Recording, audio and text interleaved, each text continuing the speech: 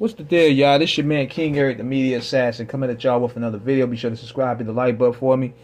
And I know this video is probably gonna get me a bit of backlash, but I want to know y'all true feelings about this.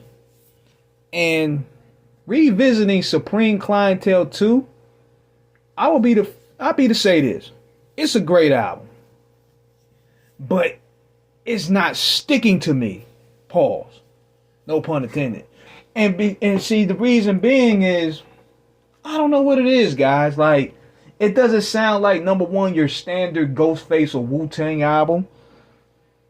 Because when I'm listening to some of the production on this, it seemed like Ghost and Raekwon are rapping over shit that these other guys rap about. Like, they rap over production that Jim Jones would use, or Fabulous would use, or Dave East or Mano would use, but that's not really them. And listening to Ghost, I could tell he's trying, but the magic ain't what it used to be, man. Especially when you're coming on Supreme Clientele, man. It's a great album, but it ain't no Supreme Clientele 2. I think that's where it lost me. Because I bet you can ask anybody that's a hip-hop head right now that heard the album, what are some of the songs that stand out? And they can't really name them. Whereas with Supreme Clientele 1, you can name all them shits. Buck 50, 1, The Nutmeg, Wu Banger 1-on-1, Sure Shayla Ghost. You can name that off the head. Mighty Healthy, Almighty Healthy. I can't name really a lot of records off the head that I will really go back to. And see, this is the problem with naming stuff off of sequels. Is you got to really live up to that. To me, and you know, it's not that bad. Like, this ain't a bad analogy, but it compares to that. That's like Al Pacino and Robert De Niro coming together for another movie. They're going to call it Heat Part 2, but you giving us Righteous Kill. That's what it feels like. But the only difference is Ghost's album is not as bad as that movie Righteous Kill, man. That movie was awful. But I hope y'all understand what I'm getting at with this. Same with Raekwon album. It's like, I understand, you know, you want to diversify the sound and everything, but it doesn't feel like a Wu-Tang album, man. If anything, what really, you got to have the elements to what made the magic special in the first place. We all give RZA a hard time. I would not put RZA on the boards, but RZA was a key component to what made Supreme Clientele pop. You need to get the originators that made that original album pop, man. Apollo Kids, come on, man. Like, for example, you need to get the people that were involved. You got to get Jizza, Capadonna, Redman, RZA, U-God. You got to bring the elements. They did a good job with Cuba Links too, because Ray revisited the element and RZA was still involved.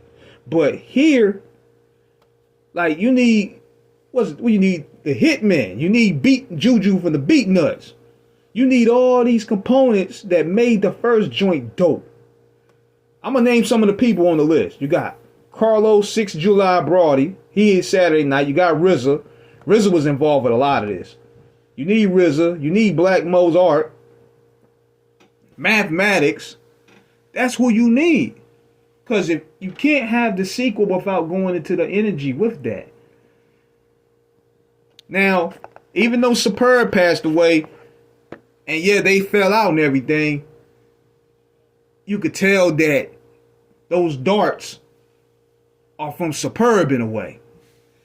So when you don't have the original components and now you bring in a new vision with it, it's not going to stick like that. If he would have named it Fish Scale Part 2, I wouldn't have been upset. But Supreme Clientele hit home with us, man.